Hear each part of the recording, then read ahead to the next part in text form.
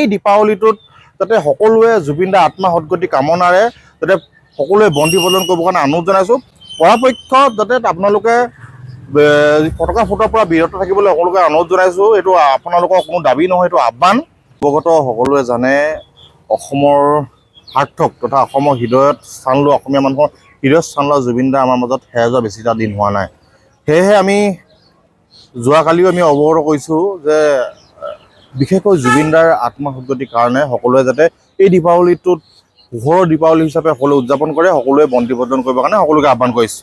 আৰু জুবিন দায়ো বিচাৰিছিল যে জুবিন দাই প্ৰকৃতিক পূজা কৰিছিল, সকলোৱে অৱগত, সকলোৱে জানে। জুবিন দাই সদায় শান্তি শৃংখলা বজাই অসমখনৰ কথা চিন্তা কৰিছিল, যাতে কোনো অশান্তি পৰিৱেশ কোনো যাতে সৃষ্টি নকৰে, কোনো ধৰণৰ অশান্ত অসম নহয়, তাৰ কাৰণে সদায় জুবিন দাই চিন্তা কৰিছিল। সেয়েহে মই সকলোকে আহ্বান কৰিছোঁ, অনুৰোধ কৰিছোঁ বিশেষকৈ যে এই দীপাৱলীটোত সকলোৱে পোহৰ দীপাৱলী কৰক।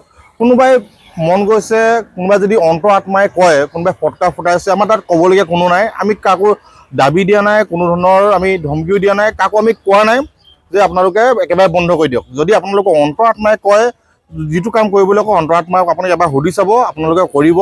সেইকাৰণে মই অনুৰোধ জনাইছোঁ সকলোকে। কিন্তু যাতে আমাৰ পৰিৱেশটো যাতে কোনো ধৰণৰ বিনষ্ট নহয়, কোনো যাতে অশৃংখল এটা পৰিৱেশ সৃষ্টি নকৰে, তাৰ কাৰণে সকলোকে আহ্বান কৰিছোঁ। কাৰণ সদায় আমি ভাতৃত্ববোধেৰে সমন্বয় আগবঢ়াব লাগিব। কোনোবাই যদি ফটকা ফুটোৱা মানুহকেইটাও আমাৰ অসমীয়াই হয়, কোনোবাই বিকা মানুহ তাৰ দুই এটা অসমীয়াই থাকিব। সেয়েহে ভাই ককাইৰ মাজত যাতে কোনোবাই কাজিয়া সৃষ্টি নহয়, কোনো ধৰণৰ এখন অশান্ত পৰিৱেশ নহয়, সেইকাৰণে যাতে তৃতীয় পক্ষ কোনো মানুহে এই সুবিধাটো গ্ৰহণ নকৰে, সেইকাৰণে সকলোকে আহ্বান কৰিছোঁ।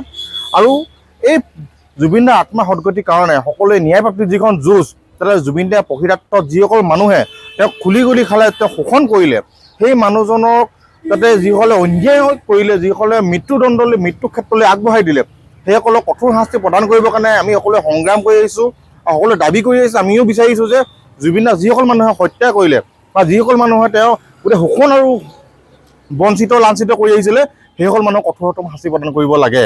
আৰু আমি আশা ৰাখিছোঁ যাতে অসম চৰকাৰে এই ক্ষেত্ৰত গুৰুত্ব প্ৰদান কৰিব। অসমৰ ৰাইজে সকলো দৃষ্টি নিক্ষেপ কৰি আছে যে কি হৈ আছে। সেইকাৰণে এই দীপাৱলীটোত যাতে সকলোৱে জুবিন দাৰ আত্মা সদগতি কামনাৰে যাতে সকলোৱে বন্তি প্ৰজ্বলন কৰিবৰ কাৰণে অনুৰোধ জনাইছোঁ।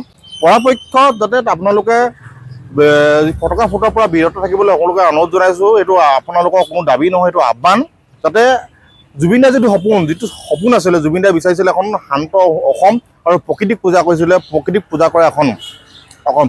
কাৰণ ফটকাই শব্দৰে শব্দ প্ৰদূষণৰ সৃষ্টি কৰে। সেয়েহে সেই জুবিন দাৰ যাতে যিটো সপোন, এই সপোনটো বাস্তৱিকত পূৰণ কৰিবৰ কাৰণে আমাক সহযোগ কৰিবৰ কাৰণে সকলোকে যাতে শান্তি শৃংখলা বজাই যাতে দীপাৱলী পাৰ কৰিবৰ কাৰণে অনুৰোধ জনালোঁ।